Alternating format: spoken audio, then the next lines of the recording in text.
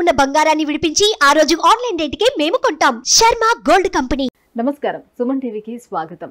July మాసంలో ద్వాదశ రాశుల వారికి ఎలా ఉండనుంది, ఏ గ్రహాలు ఏ రాశుల వారికి అనుకూలిస్తున్నాయి, అలాగే ఏ గ్రహాలు అనుకూలించటం లేదు, వాటి వల్ల ఎటువంటి ఫలితాలు ఏర్పడనున్నాయి, ఈ విషయాలను తెలియజేసేందుకు మనతో పాటు ఉన్నారు ప్రముఖ జ్యోతిష్య శాస్త్ర పండితులు బ్రహ్మశ్రీ నందిబట్ల శ్రీహరి శర్మ గారు. గురుగారు నమస్కారం. వాగర్థావివ సంపృక్తౌ వాగర్థ ప్రతిపత్తయే జగతః పితరౌ వందే పార్వతీ పరమేశ్వరౌ. సదాశివసమారంభాం శంకరాచార్య మధ్యమాం అస్మదాచార్య పర్యంతం వందే గురుపరంపరాం. ఆదిత్యాయ చ సోమాయ మంగళాయ బుధాయ చ గురుశుక్ర శనిభ్యశ్చ రాహవే కేతవే నమః.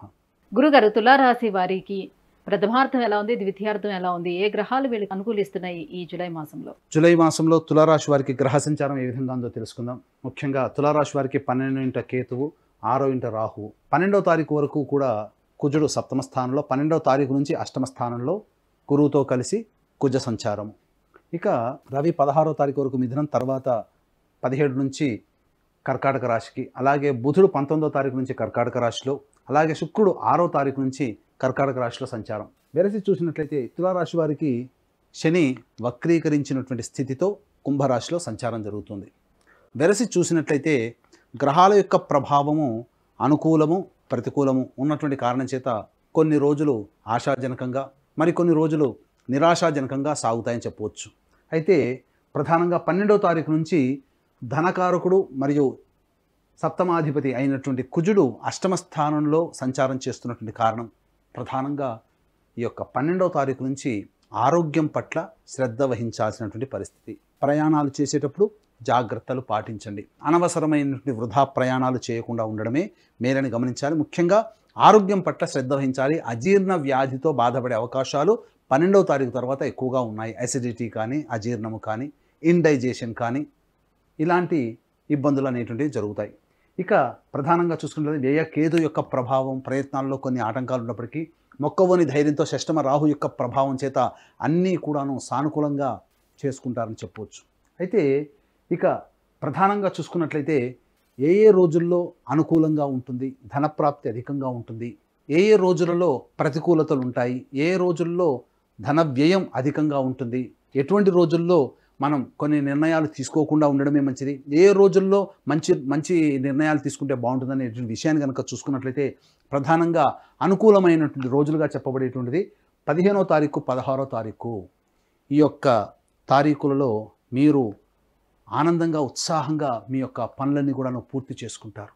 20వ తారీఖు, 21, 26, 27, 28, 29, 1, 2వ తారీఖు. ఈ తారీఖులలో మీకు ప్రధానంగా ధనము అధికంగా చేరుతుంది. ఎన్నాళ్ళ నుంచో ఎదురు చూస్తున్నటువంటి రాని బాకీలు వసూలయ్యేటువంటి అవకాశం ఉంటుంది. ఇక ముఖ్యంగా గమనించుకున్నట్లయితే ధనపరమైనటువంటి సమస్యలు జూలై మంత్ ప్రారంభంతోనే 1వ తారీఖు 2వ తారీఖుతోనే మీకు ధన ప్రాప్తి కలుగుతుంది. ఇక 20, 21 తారీఖుల్లో విందులు వినోదాల్లో పాల్గొంటారు. బంధుమిత్రుల సమాగమం అన్నీ కూడా ఆనందదాయకంగా ఉంటుంది. నూతన వ్యక్తుల యొక్క పరిచయము మీ జీవితంలో కొంత మార్పులను తీసుకొని వస్తుందని చెప్పొచ్చు.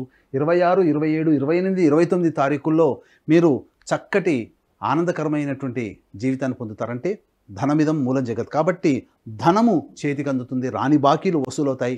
మీరు మర్చిపోయి ఉంటారు, ఇక మనకి డబ్బులు రావేమో అని అనుకుంటారు, కానీ ఆ వ్యక్తి నుంచి కనీసం కొంత మొత్తమైనా కానీ ఆ వ్యక్తుల నుంచి మీకు డబ్బు ముట్టే అవకాశాలు ఉంటాయని చెప్పవచ్చు. ఇక 7, 8, 9 తారీఖుల్లో మీరు చేస్తున్నటువంటి వృత్తి ఉద్యోగాల్లో మార్పులు చేర్పులు చోటు చేసుకుంటాయి. నూతన ఉద్యోగానికి సంబంధించే ప్రయత్నాలు కొలిక్కి వస్తాయని చెప్పొచ్చు. వ్యాపార విస్తరణకి 7, 8, 9 తారీఖుల్లో ప్రధానమైనటువంటి నిర్ణయాలు తీసుకుంటారని చెప్పవచ్చు. ఇక 10, 11 తారీఖుల్లో అనుకూలమైనటువంటి ప్రభావము, ఏ పని చేసినా 2 సార్లు కలిసి వచ్చేటువంటి. ఎందుకనంటే శని వక్రీకరించి లాభస్థానాన్ని వీక్షించడం, ఈ యొక్క సంచార ప్రభావం చేత వృత్తి ఉద్యోగంలో మీరు ఇంక్రిమెంట్స్ కానీ లేకపోతే సంబంధించినటువంటి పదోన్నతి ఇవన్నీ కూడాను చక్కగా జరిగేటువంటి అవకాశాలు ఉంటాయని చెప్పొచ్చు. తర్వాత ఆనందకరమైనటువంటి జీవితం ఈ చెప్పినటువంటి తారీఖుల్లో ఉంటుంది. ఇక ప్రతికూలతలు ఏంటండి? జూలై నెలలో ప్రతికూలతలు ఏమిటి? ఈ జూలై నెలలో ప్రతికూలతలుగా ఉన్నటువంటి రోజుల్లో మనం ఎలా గమనించుకోవాలి అనేటువంటి విషయాన్ని చూసుకున్నట్లయితే ప్రధానంగా 17, 18 తారీఖుల్లో ధన వ్యయం అధికంగా ఉంటుంది. కాబట్టి జాగ్రత్తలు పాటించండి. కుటుంబంలోని వ్యక్తులతో మీ యొక్క వాక్కుని అదుపులో ఉంచుకునే ప్రయత్నం చేయండి. తప్పకుండా కలహాలు కొంతవరకు తగ్గే అవకాశం ఉంటుంది, మనోవ్యాకులత ఎక్కువగా ఉంటుందని చెప్పవచ్చు.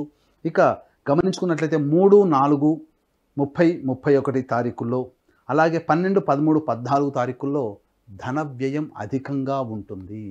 మానసికమైనటువంటి ప్రశాంతత 3వ తారీఖు, 4వ తారీఖు, 30వ తారీఖు, 31, 12, 13, 14 తారీఖుల్లో మీకు మానసికమైనటువంటి ప్రశాంతత ఉండదు. తద్వారా మీరు ఇబ్బందికర పరిస్థితులు అనేటువంటి ఎదుర్కొంటారు. కాబట్టి ఈ చెప్పినటువంటి తారీఖుల్లో మీరు చాలా మటుకు నిర్ణయాలు, కొత్తగా తీసుకోవాల్సిన నిర్ణయాలు ఏవైతే ఉంటాయో అవన్నీ వాయిదా వేసుకోవడమే మంచిది. ఇతరులకి డబ్బు ఇచ్చేటువంటి అవకాశం ఉన్నట్లయితే ఫైనాన్స్ రంగంలో ఉన్నటువంటి వారికి ఈ 3, 4, 30, 31, 12, 13, 14 తారీఖుల్లో డబ్బుని వాయిదా వేయడమే చాలా మంచిదనేటువంటి విషయాన్ని మీరు గమనించుకోవాలి. ఇక 5, 6 తారీఖుల్లో సంతానంతో విభేదాలు ఏర్పడేటువంటి అవకాశాలు ఉంటాయి. కాబట్టి సంతానపరంగా ఈ 5, 6 తారీఖుల్లో సంతానంతో వాగ్వివాదాలు చోటు చేసుకోకుండా చూసుకోవడం మంచిది. సంతానపరమైనటువంటి నిర్ణయాలు అనగా సంతానాన్ని పొందాలనేటువంటి నిర్ణయం ఏదైతే ఉంటుందో అవి ఈ 5, 6 తారీఖుల్లో వాయిదా వేసుకోవడం చాలా మంచిదనేటువంటి విషయాన్ని గమనించుకోవాలి. ఇక 22, 23, 24, 25 తారీఖుల్లో అధిక శ్రమ కలుగుతుంది, ప్రయత్నములు చేస్తారు, ఫలితము శూన్యముగా ఉంటుంది. వాహనాన్ని నడిపేటప్పుడు జాగ్రత్తలు పాటించాలి. వాహన ప్రమాదాలు చోటు చేసుకునే అవకాశం ఉంటుంది. మనసు ఒక చోట, మనిషి ఒక చోట, తను ఒక చోట అన్నట్టుగా ఉంటుంది. కాబట్టి ఏ పని యందు శ్రద్ధ అనేటువంటిది ఉండదు. అయితే ఏతావాత వ్యాపార రంగంలో ఉన్నటువంటి వారు ఈ జూలై మాసంలో కొన్ని నిర్ణయాలు వాయిదా వేసుకోవడమే చాలా మంచిదనే విషయాన్ని గమనించుకోవాలి.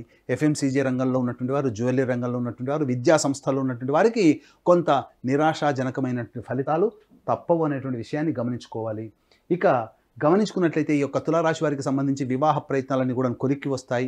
విద్యార్థులకి చక్కటి అవకాశాలు లభిస్తాయి. నూతన విద్యకు సంబంధించిన ప్రయత్నాలన్నీ కొలిక్కి వస్తాయి. విదేశీ విద్యకు సంబంధించినటువంటి ప్రయత్నాలు ఏవైతే ఉంటాయో అవన్నీ కూడా 10వ తారీఖు, 11వ తారీఖుల్లో, అలాగే 15వ తారీఖు, 16 తారీఖుల్లో నూతన విద్యకు సంబంధించినటువంటి ప్రయత్నాలు చేసుకుంటే సఫలీకృతులు అవుతారని చెప్పవచ్చు. ఏది ఏమైనప్పటికీ కూడాను ప్రతికూలతలు, అనుకూలతలు సమానంగా ఉన్నటువంటి కారణం చేత మిశ్రమ ఫలితాలు ఈ యొక్క తులారాశిలో జన్మించినటువంటి వారు జూలై మాసంలో పొందుతారు.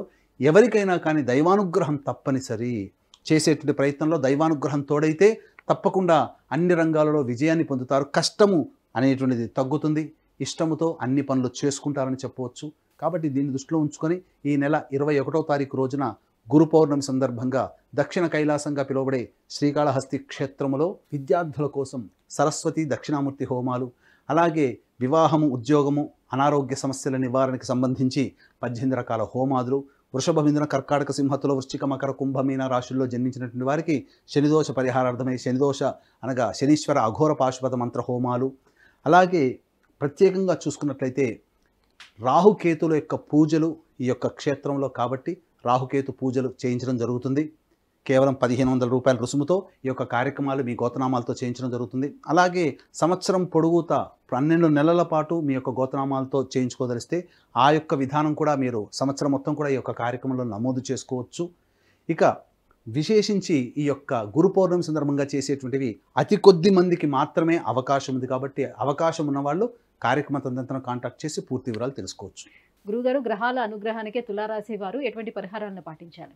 ముఖ్యంగా తులారాశి వారికి సంబంధించి ఈ యొక్క గ్రహాల యొక్క అనుగ్రహం కొంత అనుకూలంగా లేని కారణం చేత సమస్యలు అనేటువంటివి ఉంటాయి. కాబట్టి ఒక 11 రోజుల పాటు శివాయ నమః అంటూ 27 ప్రదక్షిణలు రావి చెట్టు చుట్టూ తిరిగి తూర్పు వైపున కూర్చొని విష్ణు అష్టోత్తరం 3 సార్లు పారాయణం చేయండి. అలాగే వెంట తెచ్చుకున్నటువంటి రాగి చెంబులో నీటిని ఆ యొక్క రావి చెట్టు మొదట్లో వేసి వెనక్కి తిరుగు చూడకుండా ఇంటికి వచ్చేయండి.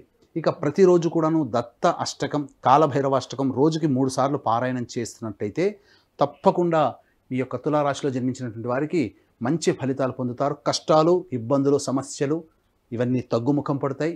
చెప్పినటువంటి తేదీల్లో ప్రధానంగా చూసుకున్నట్లయితే 3, 4, 30, 31, 12, 13, 14 తేదీల్లో మరియు 17, 18 తారీఖుల్లో అధిక ధన వ్యయం ఉంటుంది. కాబట్టి ధనపరమైనటువంటి నిర్ణయాలు వాయిదా వేసుకోవడం చాలా మంచిదనేటువంటి విషయాన్ని గమనించుకొని తదనుగుణంగా మీరు ముందడుగు వేసినట్లయితే ఈ జూలై మాసం అంతా కూడా మీ మాసంగా ఈ యొక్క తులారాశి వారికి ఉంటుందని చెప్పడంలో ఏమాత్రం సందేహం లేదు. గురుగారు, తులారాశి వారికి జూలై మాసం ఎలా అనుకూలిస్తుందనే విషయాన్ని తెలియజేసినందుకు ధన్యవాదాలండి. సర్వం శ్రీ ఉమామహేశ్వర పరబ్రహ్మార్పణమస్తు. సుమన్ టీవీలో మీ పర్సనల్ అండ్ బిజినెస్ ప్రమోషన్స్ కోసం కింది నెంబర్కి కాంటాక్ట్ చేయండి.